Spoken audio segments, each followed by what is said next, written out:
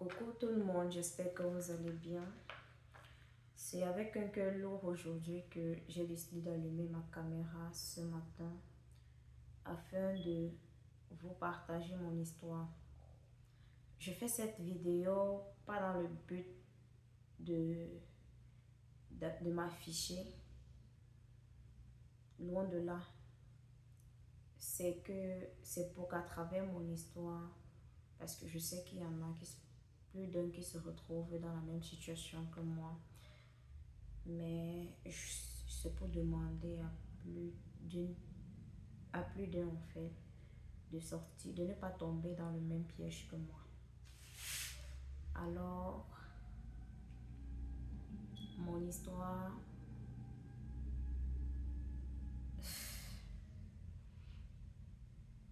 je sais pas par où commencer, mais en gros, ce que je peux dire, c'est que je suis tombée amoureuse de mon père lorsque, lorsque je me vois aujourd'hui. Je ne suis vraiment pas fière de moi. Je m'appelle Leslie, j'ai 34 ans. Je suis tombée amoureuse de mon père lorsque j'étais toute petite et je me suis rendu compte de ça lorsque j'avais 14 ans. Suivez mon histoire. Tout a commencé, moi je suis la dernière d'une fratrie de 4 enfants et étant la seule fille, j'ai toujours été gâtée par mes parents et particulièrement par mon père. J'étais très proche de lui. Tellement proche que mes frères, il les arrivait d'être jaloux de moi.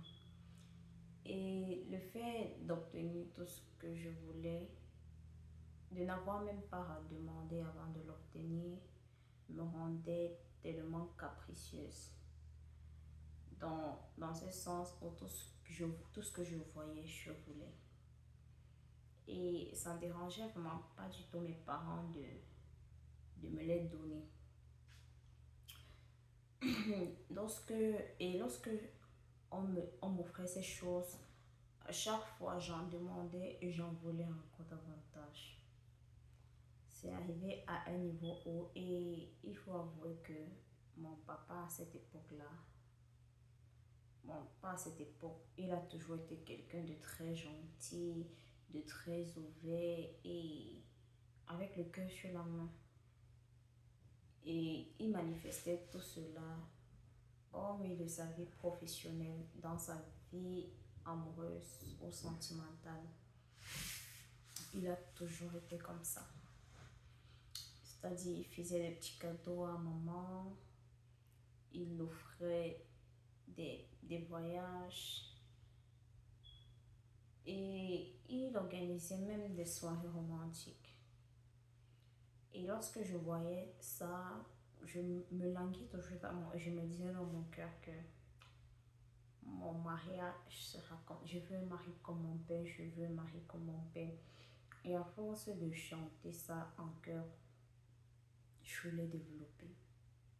Ça arrivait à un certain niveau où lorsque j'avais l'âge de 10 ans,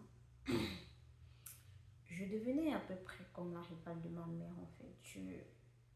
J'étais même jalouse des cadeaux que papa lui offrait.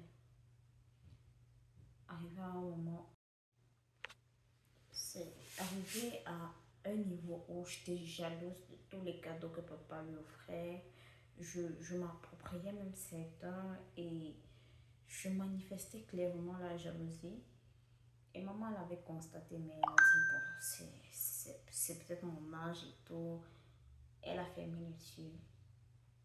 Et ça a continué comme ça, comme ça, comme ça.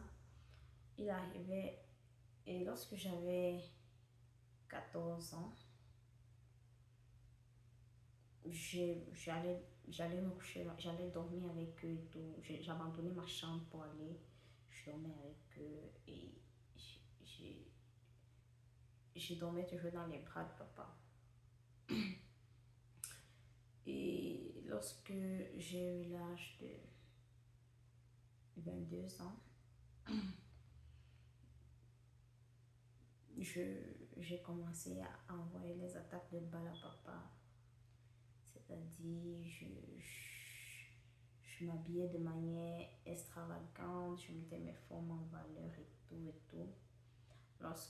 Et j'avais cultivé cette habitude d'aller dormir dans le chambre jusqu'à ce que, même lorsque maman n'était pas là, j'allais toujours dormir avec papa. Et lorsque je suis devenue une femme, avoir des courbes et des rondeurs et tout, et expressément, je portais toujours des pyjamas. Et lorsque je porte des pyjamas, je fais des attaques de balle à papa et il s'est rendu compte de ça et il m'évitait, il m'esquivait et tout. Mais moi, dans ma naïveté, je persistais jusqu'à un jour, ma maman avait voyagé et lorsque maman voyage,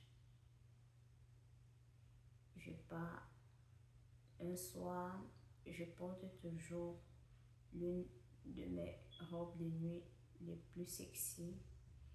Je me dirige dans la chambre de papa et puis je lui fais les appels de balle. Il a tout fait pour se retenir, il s'est contenu, mais hélas, il était trop tard, la chair était faible. Je lui ai quasiment forcé jusqu'à ce qu'il succombe. Et puis, papa et moi, ce jour, nous sommes passés à l'acte. Et papa était tellement il avait tellement de remords. Et papa avait tellement de remords qu'il n'arrivait même plus à me regarder dans les yeux. Il était tellement déçu de lui. Mais moi, je ne voulais pas me séparer de lui, bizarrement. Et n'ayant plus la force et le courage de supporter cette culpabilité-là, il a décidé de m'envoyer à l'internat à l'étranger. Moi, je ne voulais toujours pas me séparer de lui.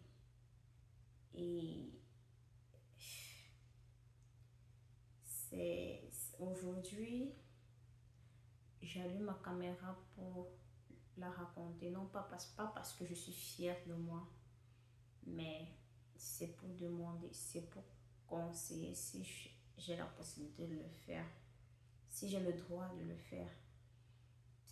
C'est pour que tous les parents doivent faire la part des choses. Que vous soyez riche ou pauvre. Et particulièrement, ça arrive, ce genre de situation arrive généralement dans les familles aisées.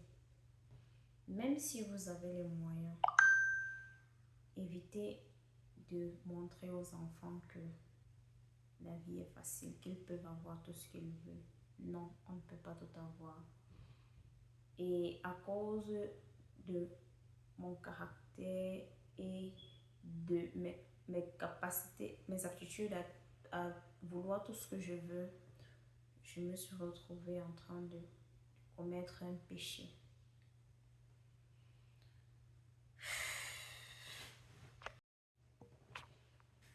Et la moralité dans cette histoire, c'est que chacun doit se faire tirer ses propres leçons de cette histoire.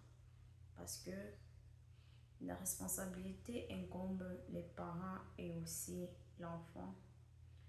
Les parents doivent apprendre à canaliser les émotions de leurs enfants, surtout quand ils sont au bas âge, et leur montrer qu'on ne peut pas toujours avoir ce que l'on veut. La vie n'est pas rose et que parfois, elle peut être remplie d'épines. Et les enfants aussi, c'est très difficile, surtout lorsqu'on a un âge de contrôler un certain nombre de choses, mais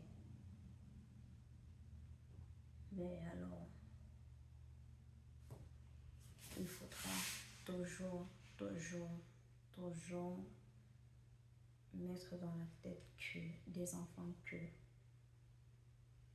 l'amour qu'on doit ressentir pour ses parents, c'est un amour inconditionnel. Mais lorsqu'il se transforme en amour, il peut devenir notre propre cimetière. Merci.